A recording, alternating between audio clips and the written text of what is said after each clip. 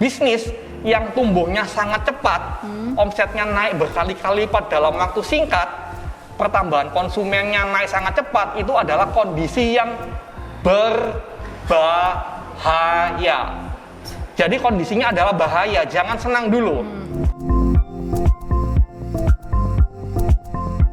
Halo teman-teman Surya Online dan juga Tribun Jatim, kembali lagi bersama Akira. Nah, kali ini masih bersama Coach Ino yang akan membahas mengenai bisnis kuliner yang sedang teman-teman jalankan. Nah, hari ini pada episode kali ini saya dan juga Coach Ino akan membahas mengenai jebakan Batman yang bisa menyebabkan bangkrut. Waduh, ini adalah salah satu hal yang paling ditakuti oleh pengusaha, yaitu kebangkrutan. Nah, apalagi kalau pengusahanya udah kasih modal yang gede, Coach. Wah, ini perlu diperhatikan nih untuk teman-teman pengusaha semuanya. Apa yang menyebabkan kebangkrutan ini, jebakan-jebakan seperti apa? Nah, saya serahkan kembali waktunya kepada Coach Ino. Oke, pada materi kali ini judulnya adalah jebakan Batman ya, yang bisa menyebabkan bangkrut bisnis kuliner. Jebakan Batman seperti kayak gimana nih? Sekarang sebelum kita membahas ilmunya, saya mau tanya-tanya deh ke Mbak Akira. Waduh. Oke, gini Mbak Akira. Ya, kalau umpamanya Mbak Akira ya punya bisnis kuliner ya, punya bisnis kuliner. Kalau tiba-tiba suatu hari ya penjualannya, omsetnya pada suatu hari tiba-tiba naik 3 kali lipat sampai 5 kali lipat.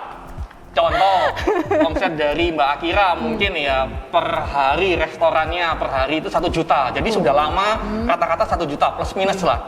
Langsung pada suatu hari ya tiba-tiba omsetnya 3 juta per hari atau bahkan sampai naik 5 juta per hari, 5 kali lipat. Bagaimana kalau umumnya dari Mbak Akira merasa bagaimana? Merasa senang nggak itu kalau omsetnya tiba-tiba naik berkali-kali lipat gitu loh? Oh, saya pasti seneng dong, Coach. Dapat duit banyak ya? Dapat duit banyak ya kan? Iya, harusnya saya seneng. Oke. Nah, terus gimana, Coach? Oke. Ingat ya pemirsa ya, tadi jawabannya dari Mbak Akira ini senang ya. Jadi harus dikunci dulu jawabannya. Nggak boleh dirubah-rubah dulu ya. Benar-benar dikunci ya. Takut nih kalau udah gini. Jadi nggak boleh dirubah-ubah ya jawabannya. Baik. Oke. Jadi gini, sekarang saya akan bertanya ya pada Mbak Akira harus memakai kacamata sebagai konsumen. Jadi hanya pakai kacamata sebagai konsumen biasa, masyarakat biasa yang belum pernah punya bisnis sama sekali. Jadi kalau umpamanya Mbak Akira punya bisnis di rumah, tolong kacamata bisnisnya itu ditaruh dulu. Jadi hanya pakai kacamata masyarakat biasa. Kayak gitu ya. Sekarang gini Mbak Akira, kalau umpamanya Mbak Akira sebagai masyarakat biasa, konsumen biasa, apa alasan Mbak Akira dalam membeli suatu produk kuliner, makanan atau minuman? Apakah karena produknya aja? Kalau saya pribadi iya, jadi produknya memang harus enak dulu. Gitu. Enak dulu ya? Iya. Perkara tempatnya instagramable udah itu nanti. Jadi harus produknya karena enak. Produknya ya. Jadi kalau namanya hal-hal lain nggak bermasalah ya? Nggak ngaruh saya. Sekarang ya pertanyaan selanjutnya. Kalau umpamanya Mbak Akira membeli di sebuah tempat makan atau restoran, Mbak Akira tahu dia tutupnya jam 8 atau jam 9 malam biasanya. Tapi jam 5 sore produk utamanya sudah habis duluan. Padahal bukanya masih lama gitu, tutupnya masih lama. Apa yang Mbak Akira rasakan pada saat datang? Sudah habis produknya, padahal masih lama tutupnya. Apa yang dirasakan Mbak Akira? Ya pasti sedih sih, Coach, karena maksudnya kayak ya itu produk yang pengen aku beli tapi udah nggak ada. Karena apalagi ini belum waktunya tutup, harusnya kan masih bisa di restock lagi.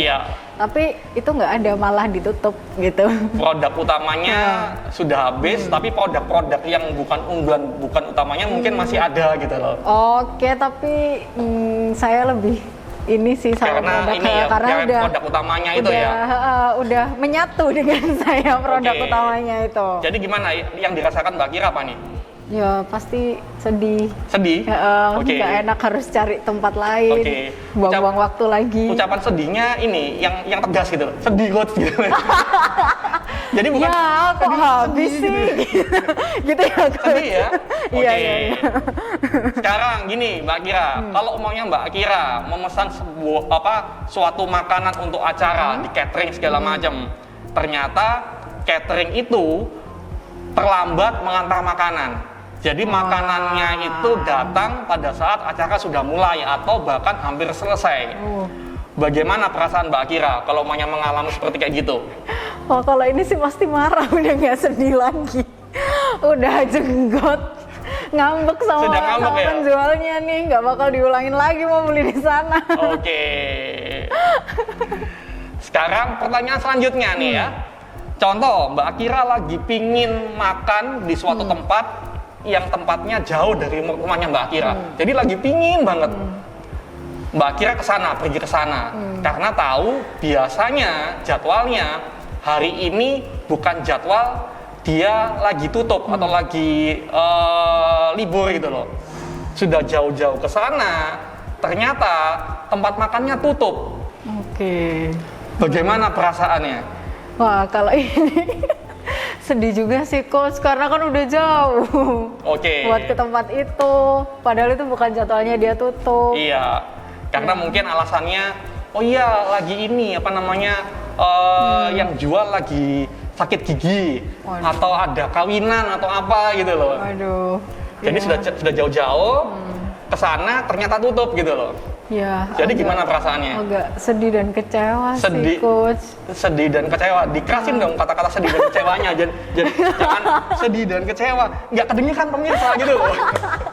Ya kalau misal kita udah jauh-jauh ke tempat itu, terus ternyata di sana nggak ada, di sana udah tutup, ya pasti sedih, pasti Sedih kecewa ya? juga, karena kan Oke. ini bukan jadwalnya libur gitu. Oke, jadi gini, kalau Mbak Akira sebagai konsumen, apa yang Mbak Akira rasakan dan lakukan mengalami hal-hal jelek yang tadi? Apakah mungkin marah atau kecewa atau kapok tidak mau membeli lagi di sana, atau bahkan menyebarkan ke banyak orang, jadi diposting di Instagram atau di Facebook atau di status WhatsApp, terus gak usah kesana lagi gitu loh, jelek segala macam, gimana tuh? Kalau saya sih kayaknya kalau soal telat tadi pasti marah sih, pasti kecewa juga, dan pasti nggak akan ngulangin untuk beli di sana lagi. Oke, gitu ya. Iya. Jadi kalau umpamanya di rata-rata ya, berapa kali hal-hal seperti itu Mbak Akira mau mengampuni mereka? Jadi istilahnya dikecewakan ya, beli jauh-jauh, produknya ternyata tutup, bukan bukan waktu dia tutup gitu loh. Berapa kali Mbak Akira mau mengampuni mereka? Jadi mau membeli ke tempat sana lagi. Oke. Jadi mungkin sering mengampuni, jadi berkali-kali 10 kali atau 20 kali dikecewakan segala macam, tapi karena Mbak Akira pemaaf, jadi nggak apa-apa deh, saya tetap beli di sana.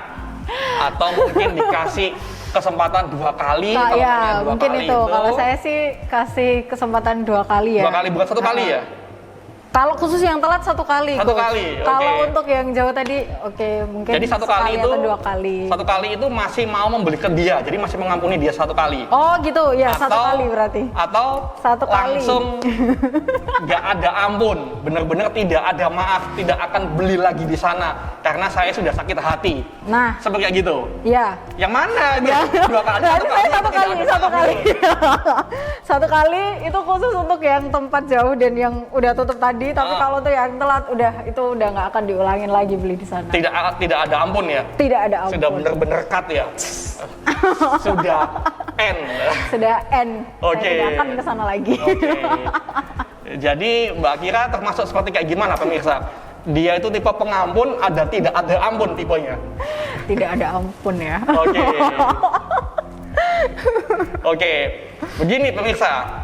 Biasanya ya, semakin lama seorang konsumen menjadi pelanggan sebuah bisnis kuliner, itu biasanya semakin besar mereka mau memaafkan bila diberi hal-hal yang jelek, maksudnya ada komplain atau kecewa. Jadi meskipun ya sering dikecewakan, 10 kali dikecewakan, tapi karena konsumen ini sudah menjadi pelanggan setia semenjak 10 tahun yang lalu, meskipun 10 kali dikecewakan, dia akan mau memaafkan mereka, jadi masih tetap mau membeli lagi. Beda kalau umpamanya konsumen pertama kali membeli ya, dia sudah kecewa.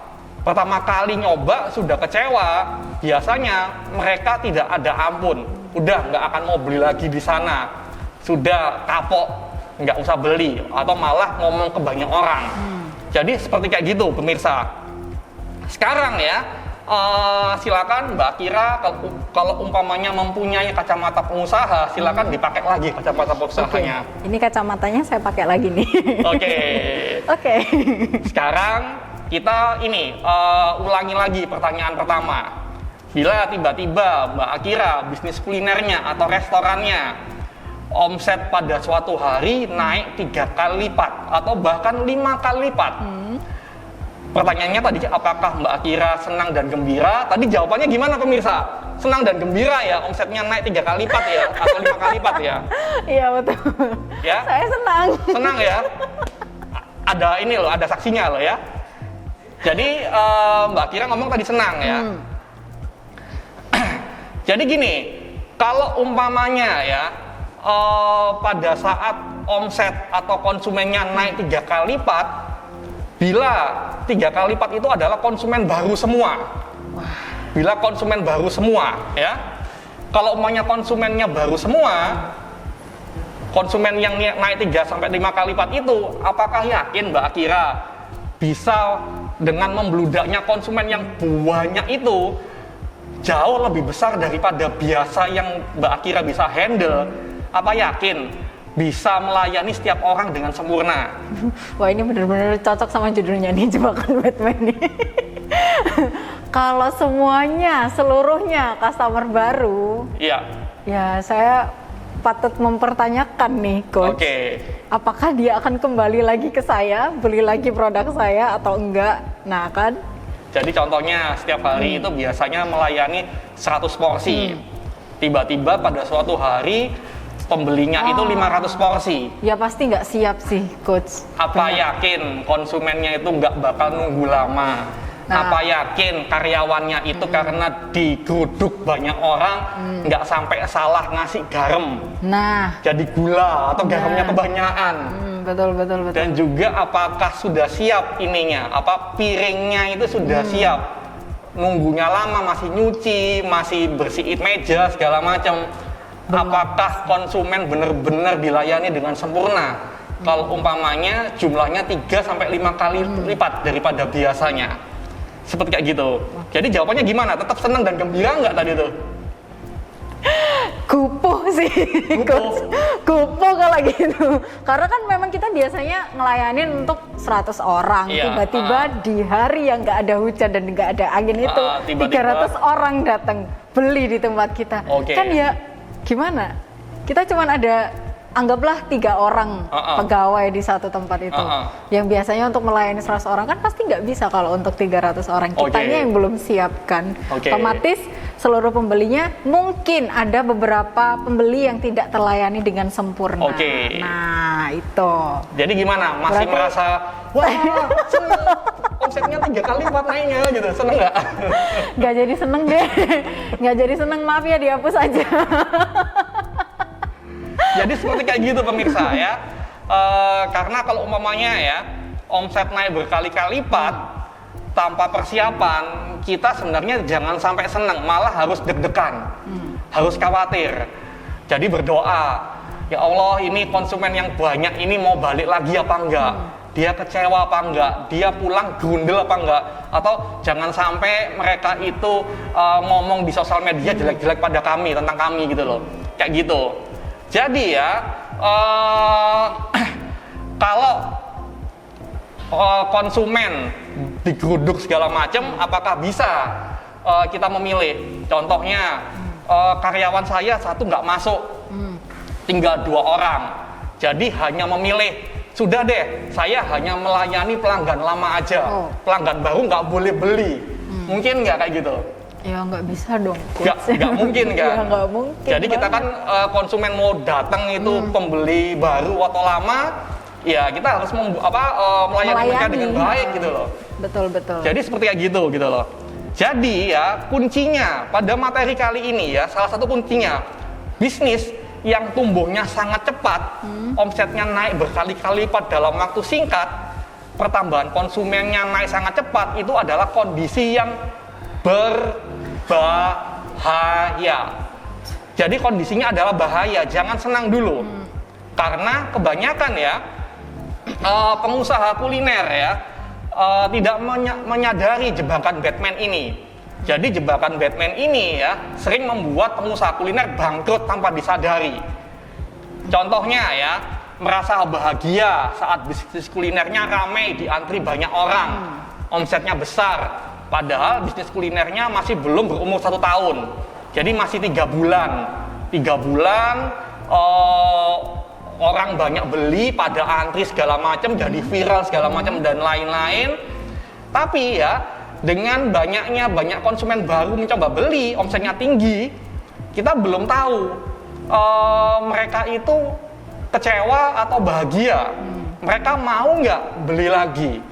Karena ya bisnis kuliner, kalau umumnya baru buka, kondisinya masih 3 bulan, masih 6 bulan, omset tinggi, banyak orang beli segala macam, jangan seneng dulu. Karena itu masa orang coba-coba, nyicipin, enak enggak gitu loh. Karena kalau umpamanya itu tidak enak, mereka tidak mau beli. Jadi bisnis kuliner yang aman itu adalah omsetnya sudah 1 tahun ke atas. Itu insya Allah sudah aman gitu, sudah stabil gitu loh. Jadi kalau belum 1 tahun, apalagi belum 6 bulan, jangan senang-senang dulu. Bener-bener deg-degan, banyak berdoa, banyak tahajud umpamanya, biar konsumennya itu mau beli lagi gitu loh, nggak cuma ngicipin aja. Jadi meskipun konsumen baru Anda sangat banyak, kuncinya adalah konsisten sesuai dengan standar. Jadi umpamanya pada saat konsumen rame atau sepi, harus sesuai standar. Gimana caranya agar konsumen tidak lama nunggunya, jangan sampai garamnya itu kurang sedikit, secuil atau kebanyakan, akan menentukan konsumen Anda menjadi pelanggan, yaitu adalah dia mau membeli lagi terus menerus seumur hidupnya atau malah pergi pesaing. Jadi ini kuncinya adalah pertama kali dia datang. Kalau dia datang sudah Anda kecewakan, dijamin deh kemungkinan besar dia akan tidak mau menjadi pelanggan Anda. Apalagi pada dia datang pada saat rame, Anda tidak bisa menghandle semua secara sempurna. Seperti kayak gitu. Jadi pemirsa ya, tanpa standar yang jelas dan tertulis, sangat sulit memberikan pelayanan yang standar. Kuncinya adalah selalu konsisten pada semua konsumen. Jadi konsumen, dia itu beli ke tempat Anda, ke restoran Anda, ke kafe Anda, dia jalan kaki pakai sandal jepit, atau dia datang dengan mobil mewah, atau dia konsumen datang pada saat masa rame banget, bener-bener membludak, atau konsumen yang datang pada masa sepi. Jadi harus sama semua standarnya. Seperti kayak gitu, itu adalah kunci agar konsumen mau membeli lagi. Di sini ya banyak terjadi ya, saya mau cerita sebentar ya. Oke, baik. Banyak pengusaha kuliner yang ikut coaching saya pada kita bahas materi ini banyak curhat. Jadi contoh, ada pengusaha kuliner catering, dia biasanya 1 hari maksimal melayani 100 kotak. Oke. Jadi 100 kotak, dia kenal dengan seorang IO terkenal. IO itu dapat orderan dari instansi pemerintah. Pesannya nggak 100, dia pesennya langsung 1.500 kotak. Wow. 15 kali lipat gitu. 15 kali lipat tuh. Saya tanya sama pengusaha kuliner itu, waktu dapat orderan kayak gitu gimana, seneng? Wah seneng bos, gede banget duitnya gitu loh, 1.500 kali lipat gitu loh. Jadi makanannya diantar ke tempat acara instansi pemerintah itu segala macam, ternyata ada 300 kotak itu basi. Pengusahanya tuh ini berpikir, kok bisa basi ya? Padahal loh, makanannya baru, standarnya bener-bener SOP segala macam dan lain-lain gitu loh. Bisa tahu nggak kenapa basi? Kenapa? Kenapa coach? Bisa basi, bisa bau. Terlalu lama atau mungkin ada beberapa makanan yang di dalamnya itu sebenarnya dia punya waktu di ruangan itu cuma sebentar, tapi si penjualnya nggak sadar itu atau gimana? Jadi karena lonjakan omsetnya 15 kali lipat ya, banyak orang-orang karyawan dadakan yang baru. Jadi dia itu lupa, simple lupanya. Kotak makanannya, setiap kotak makanan kan mesti ada bolongan kecil kan? Lubang udara itu. Sama karyawannya lupa dicoblos gitu loh. Jadi nasi masih panas, nggak ada lubang udara, mulek di sana, bau. Jadi cuma 300 yang basi. Langsung IO itu ngomong, ini 300 ini saya kembalikan, ini basi. 300 dikembalikan, langsung pengusaha ini minta maaf karena teman sendiri. Maaf ya, kami ini kekeluaran kami tidak akan mengulangi lagi segala macam dan lain-lain gimana. Teman sendiri. Terus saya tanya, dengan hal itu meskipun itu teman Anda, apakah ada pesanan lagi dari dia? Nggak ada pesanan sama sekali. Meskipun cuma lip service, oh iya saya tahu, saya memaafkan, ini kondisi yang ini di luar kehendak segala macam, tapi tidak ada ampun bagi dia. Padahal itu teman sendiri gitu loh. Betul. Jadi ya ini salah satu contoh pengusaha yang pernah saya coaching. Jadi kalau Anda mendapatkan pembeli atau omset Anda naik berkali-kali lipat dalam satu waktu, Anda mestinya jangan pernah senang. Jadi harus banyak berdoa gitu loh. Karena kalau umpamanya dalam jumlah besar ini mereka mau balik lagi beli lagi apa enggak gitu loh. Itu yang penting. Karena kalau umpamanya hal ini tidak dipahami, banyak terjadi. Omset Anda akan turun terus karena banyak orang komplain, banyak orang kecewa. Anda fokus gimana promo, diskon, endorse segala macam, membuat orang datang banyak lagi. Tapi karena Anda tidak siap, akhirnya kecewa lagi gitu loh. Jadi terus akan seperti kayak gitu. Dan hal itu kalau dilakukan berulang-ulang tanpa Anda menyadari jebakan Batman ini, dijamin deh bisnis kuliner Anda dalam waktu dekat bisa bangkrut. Jadi hati-hati dengan bisnis kuliner seperti kayak gini.